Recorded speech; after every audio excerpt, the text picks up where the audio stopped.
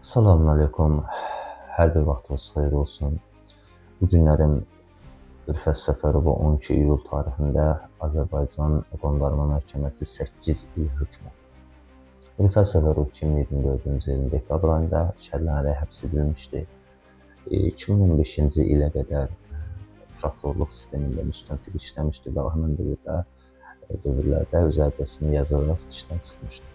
Azərbaycanda Müdafiə Xətti İnsan Hüquqlarının Təşkilatının həm təsisçisi və icraçıdır.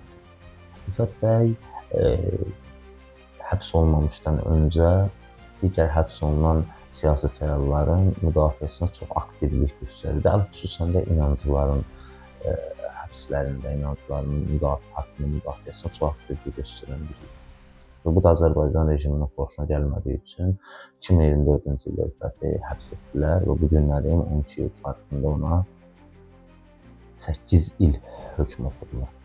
Və bir daha Azərbaycan rejimi göstərdi ki, Azərbaycanda azad düşüncə sahibi olmaq istəyirsənsə, sənin yaşayacağın yer yalnız zindandır. Ya səsli sakit qoyub susub, öz işinlə məşğul olmalısan, ya haqqı deyəcəksənsə, zülmlərin önündə danışacaqsan, səsini çıxardacaqsansa, sənin yerin zindandır. Təbii ki, bizlər susana qədər, bizlər nə qədər ki susacağıq, bizlər nə qədər ki sakit duracağıq, bizim mübariz insanlarımız ömürləri zindanlarda çürüyəcək. Bu arada nəzərinizə çatdırım əziz dostlar, YouTube kanalında Haqqın Nəbzi kanalına abunə olmağı unutmayın. Tez bir zamanda, tezliklə həmin YouTube kanalında Azərbaycanda baş verən proseslər haqqında geniş bir müzakirələr olunacaq, bir canlı yayımlar verəcəyik Allahın izni ilə və ayın 15-i Berlində 6 inancılı xanımların və 9 jurnalist xanımların həbsinə etiraz oturaq aksiyamız olacaq.